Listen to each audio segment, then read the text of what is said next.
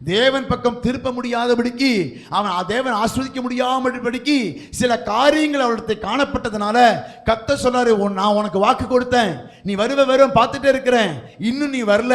உன்னிடத்தில் காணப்படுகிற அந்நிய காரியங்கள், தேவனுக்கு பிரியமில்லாத காரியங்கள், தேவன் வெறுக்கிற காரியங்கள், உணர்த்துற காரியத்திலிருந்து நீ என்ன பண்ணணும்? எல்லாவற்றையும் அந்நிய தெய்வங்களையும் தங்கள் காதணிகளையும் யாக்கோபினிடத்தில் கொடுத்தார்கள். யாக்கோபினிடத்தில் எவ்வளவு கீழ்ப்படுதல் ஜனங்கள் பாருங்களேன்.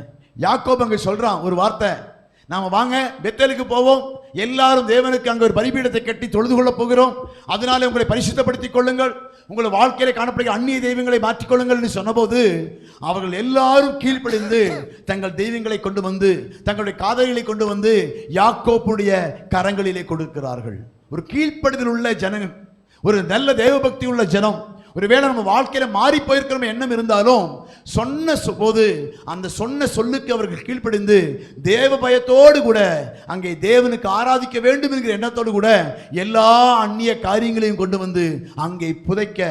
அடுத்த வருஷம் அப்படியே வாசிக்கிற தொடர்ந்து, யாக்கோபு அவைகளை சீகேம் ஊர் அருகே இருந்த ஒரு கர்வாலி மரத்தின் கீழே புதைத்து போட்டான். அங்கே புதைத்து போடுகிறான். சிலதெல்லாம் என்ன பண்றான்னா, தேவையில்லாத தேவனுக்கு பிரியமில்லாத அவங்க மத்தியிலே காணப்பட்ட போது அதை புதைக்கிறதுக்கு அவர்கள் ஒப்புக் கொடுக்கிறார்கள். அங்கே யாக்கோபு அதை புதைக்கிறான். அல்லேலூயா. அப்ப நாம ஆசீர்வதிக்கப்பட வேண்டும் என்று சொன்னா தேவன் சொல்லுகிற பிரகாரம் என்ன பண்ணோம்? சில தேவையில்லாத காரியங்கள், தேவன் சந்திப்பதற்கு தடையாய் இருக்கக்கூடிய சிலதெல்லாம் உடைக்க வேண்டும், புதைக்க வேண்டும் என்று சொல்லி அங்கே கர்த்தர் விரும்புகிறார்.